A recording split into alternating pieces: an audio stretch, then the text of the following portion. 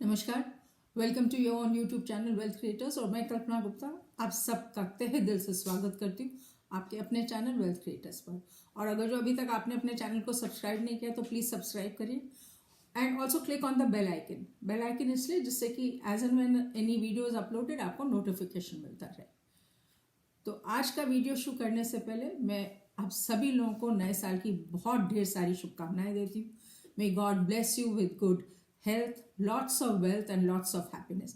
अच्छा स्वास्थ्य, बहुत सारे पैसे और बहुत सारी खुशियाँ से भगवान आपको ब्लेस करे, यही मेरी दुआ है। तो आज का वीडियो शुरू करने से पहले जो हम ये सीरीज़ बना रहे हैं मेकिंग अ पोर्टफोलियो और कैसे हम शेयर मार्केट में कौन से शेयर्स चूज़ करें और कैसे पोर्टफोलियो बनाएं, उसका ये 5th एपिसोड है। और जैसे कि आप सब लोग जानते हैं कि शेयर मार्केट जो है रोज़ नई बुलंदियों को छू रहा है और इस वक्त बहुत मुश्किल है ये डिसाइड करना कि कौन से शेयर में एंट्री करें। तो हम आपके लिए ढूंढ के वो शेयर्स ला रहे हैं जो कि जिनकी इंट्रिंसिक वैल्यू बहुत अच्छी है और अभी तक उन्होंने रैली में पार्टिसिपेट नहीं किया, जिससे कि आप जब आप एंट्री करें you can make good money. क्योंकि शेयर मार्केट में एंट्री पॉइंट और एग्जिट पॉइंट दोनों बहुत मायने रखते हैं और अगर जो आपने राइट टाइम पर एंट्री की और राइट टाइम पर एग्जिट किया यू विल मेक मनी।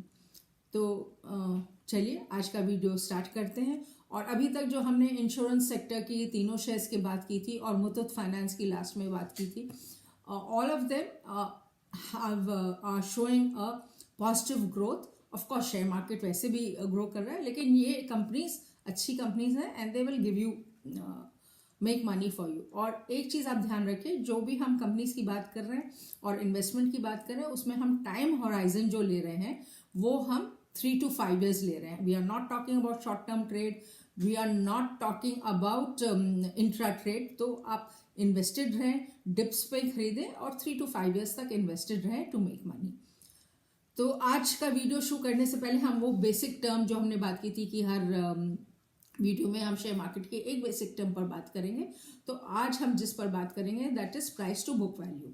अब प्राइस टू बुक वैल्यू क्या है? वो अगर जो हम कंपनी का किसी भी कंपनी का टोटल मार्केट वैल्यू ले लें और उसी कंपनी के टोटल नेट एसेट्स ले लें, तो market value upon total assets comes to price to book value. उसका दूसरा मार्केट वैल्यू कैसे निकालेंगे कि अगर जो हम टोटल शेयर्स ले लें किसी कंपनी के और उसका मार्केट प्राइस पर शेयर ले लें, उनको मल्टीप्लिकेशन कर लेंगे तो आपको market value of the company आ जाएगा। एक और तरीके से निकाल सकते हैं कि हम शेयर प्राइस ले लें जो मार्केट में चल रहा है, एक शेयर पर शेयर प्राइस ले लें और पर शेयर की बुक वैल्यू ले लें। दैट मीन्स जो टोटल नेट एसेट्स हैं ऑफ द कंपनी, अगर जो उसको हम नंबर ऑफ शेयर से डिवाइड कर देंगे तो हमें बुक वैल्यू पर शेयर आ जाएगी। तो एक एग्जांपल ले लेते हैं, जैसे एक ABC कंपनी है, अगर जो उसका शेयर प्राइस 3,000 रुपये चल रहा है और सपोज उसकी बुक वैल्यू पर शेयर 598 है, तो फिर उसका जो PB रेशो जो है 5.01 आएगा। अब इसी कंपनी का अगर जो उसी दौरान प्राइस बढ़ गया और 4,000 हो गया उसका शेयर प्राइस और बुक वैल्यू तो वही रहेगी 598, तो उसका PB वैल्यू बढ़ जाएगा, इट विल बिकम 6.68। तो ये PB ratio as per the market price change होता रहता है। PB रेशो की कुछ लिमिटेशंस हैं। लिमिटेशन ये है कि क्योंकि शेयर मार्केट जो है वो फ्यूचरिस्टिक है, वो प्रोस्पेक्ट्स देख के अपना प्राइस डिसाइड करता है, कंपनी का प्राइस डिसाइड करता है। तो अगर जो कोई कंपनी का शेयर मार्केट को ये लगे कि ये फ्यूचर में बहुत अच्छा करेगी या किसी कंपनी को बहुत अच्छे ऑर्डर्स मिल गए तो फिर उसका प्राइस जो है वो बढ़ जाएगा।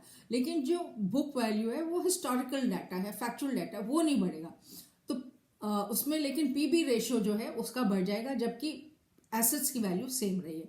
दूसरी चीज़ ये है कि it depends on the industry. कुछ इंडस्ट्रीज ऐसी होती हैं जो कि बहुत लाइट ऑन एसेट्स होती हैं, जैसे कोई सर्विस इंडस्ट्री हो गई, IT इंडस्ट्री होती है, और जो मैन्युफैक्चरिंग इंडस्ट्रीज होती हैं उनमें एसेट्स बहुत फिक्स्ड एसेट्स बहुत होते हैं। तो जब भी हर बार हम कहते हैं जब भी हम कोई रेशो कंपेयर करें किसी कंपनी का, तो एक तो उसका पीयर ग्रुप भी लेना चाहिए और तभी हमें वी शुड डिसाइड कि वेदर ये PB रेशो सही है कि नहीं।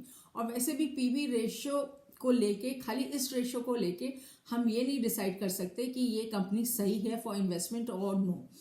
PB ratio is one of the ratios, वो केवल एक रेशो है जो आपको कंसिडरेशन में लेना चाहिए while deciding whether you should invest in this company or no.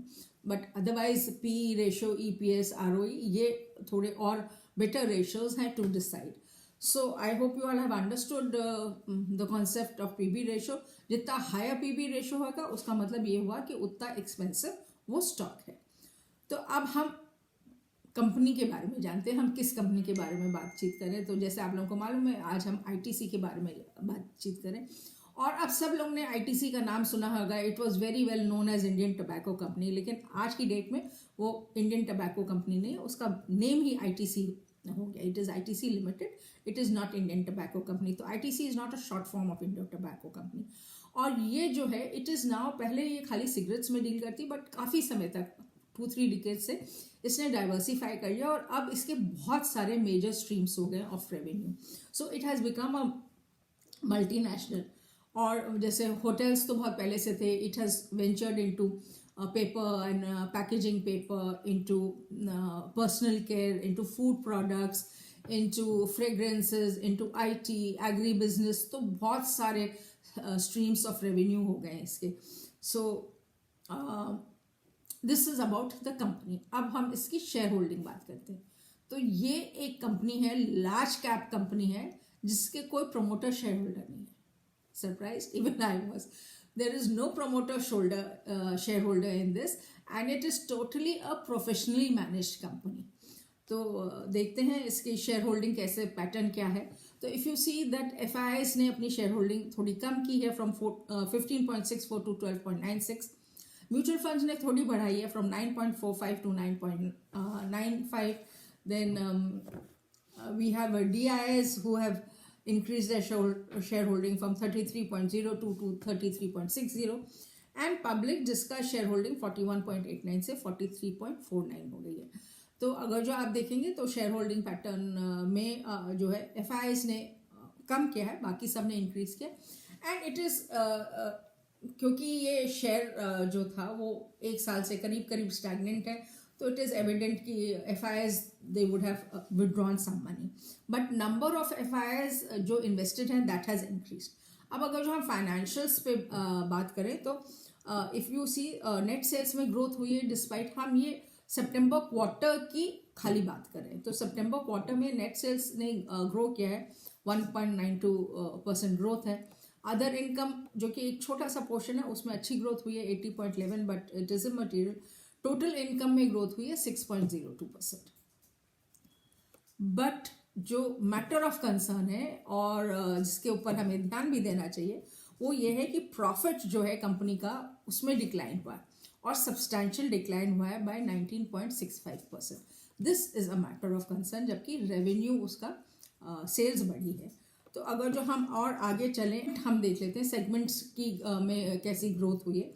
तो अगर जो सेगमेंट्स की ग्रोथ हम देखें तो जैसे आप देख रहे हैं कि FMCG जो सिगरेट्स है उसमें डिक्लाइन हुआ है, -3.85% डिक्लाइन हुआ है, जो कि अंडरस्टैंडेबल है. इसलिए अंडरस्टैंडेबल है क्योंकि ये जुलाई टू सितंबर क्वार्टर में सारी दुकानें, सारे मॉल्स वो सब खुले नहीं थे, तो सिगरेट की सेल तो कम होनी थी. जो FMCG अदर है, जो इनका पर्सनल केयर है और पैकेज फूड्स है, अपैरल्स है, उस सब में ग्रोथ हुई है और सब्सटैंशियल ग्रोथ हुई है, 15.40% ग्रोथ है, because everybody was purchasing everything online और इनके ब्रांड्स तो बहुत नोन ब्रांड्स थे. होटल्स में of course there is a decline, -80.78%, again understandable. Agri business में ग्रोथ हुई है 12.74%. पेपर एंड पेपर प्रोडक्ट्स में अगेन डिक्लाइन 6.82%, क्योंकि सारे स्कूल्स कॉलेजेस सब बंद थे, तो ऑब्वियसली बुक्स और कॉपीज तो बिकी नहीं, so it is understandable. And inter segment में there is a 3.07 growth. So this is the segment revenue. अब आप देख सकते हैं कि इनके कितने सारे सेगमेंट्स हैं जिससे इनकी रेवेन्यू आ रही है. अब अगर जो हम बात करें इनके की रेशियोज पर, तो EPS अगर जो ट्रेलिंग 12 मंथ्स EPS लिया है हमने, जो कि TTM स्टैंड करता है, that is 11.14, which is just okay. PE ratio is 16.16 against a sector PE ratio of 49.35%. Now this is a very good PE ratio to take an entry. अगर जो sector का PE ratio 49.35 है तो और इसका 16.65 है तो 16.16 है, तो this is a good time to take an entry into this company. PB ratio 4.02 है, ROE is 23.49 which is a very good return on equity. So again this is a positive feature. आज हम 52 week high and low देखें तो the highest point was 243.80 और lowest was 134.95.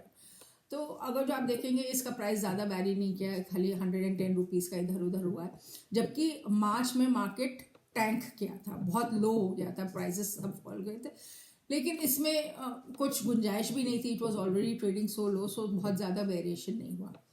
Presently ये trade हो रहा है 200 टू 215 में, बट मैं बता दूं till November it was below 200. ये जो 200 भी क्रॉस किया है वो इधर हाल ही में क्रॉस किया है, नवंबर तक ये बिलो 200 था. सो आई होप कि now it is breaking barriers and it will soon become a multi bagger.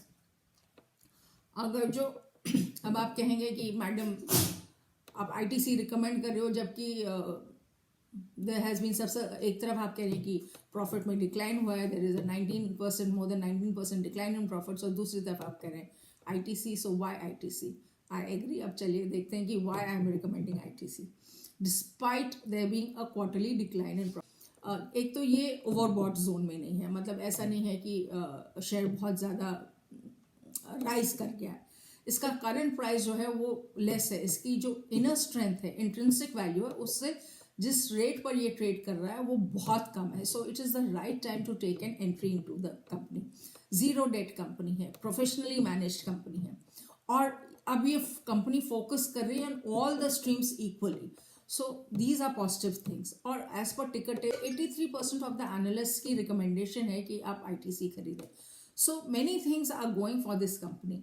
अगर जो हम बात करें कि इसके मल्टीपल ड्राइवर्स ऑफ जो ग्रोथ है, अगर जो मैं आपको उनके ब्रांड नेम्स बताऊं, यू विल बी सरप्राइज. बहुत सारी चीज़ों के नाम सुन के मैं भी सरप्राइज थी कि ये भी ITC का है. जैसे कि FMCG में अगर जो हम फूड प्रोडक्ट्स में देखें तो सनफीस्ट और डार्क फैंटेसी आप सब लोग ने कहीं ना कहीं खाई होगी.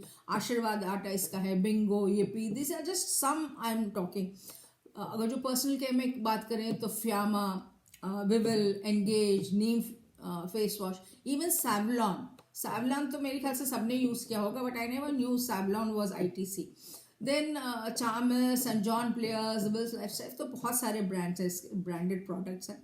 और पेपर एंड पेपर प्रोडक्ट्स की बात करें, then Classmate, Paperkraft, math sticks भी बनाता है, पैकेजिंग बोर्ड के बहुत सारे ब्रांड्स हैं. And it is making inroads into IT and agri business. Hotel industry की बात करें तो ऑलरेडी ओवर 100 होटल्स हैं इसके under in different centres, and सब 5 स्टार होटल्स हैं, और 3-4 ब्रांड्स हैं इसके. एक वेलकम होटल है, एक फॉर्च्यून होटल्स है, एक वेलकम हेरिटेज है. सो ऑल दिस कोविड में अब ख़त्म हो रहा है, वैक्सीन भी आ गई है, and even though tourism and hotel industry is going to pick up. तो फ्यूचर मुझे लगता है इसके रेवेन्यूज़ बहुत अच्छे होंगे. Future is bright for the company, और मेरा ये मानना है this is the right time to take an entry in the company. And within 3 to 5 years जो हम कह रहे हैं कि हमारा इन्वेस्टमेंट पीरियड है, this will become a multi bagger and will give you very very good returns. तो this is all about ITC. I hope you have like this video. अगर जो आपको पसंद आया तो इसको लाइक, शेयर और सब्सक्राइब करें, and look out for my next video. Till then, happy investing, be safe, take care.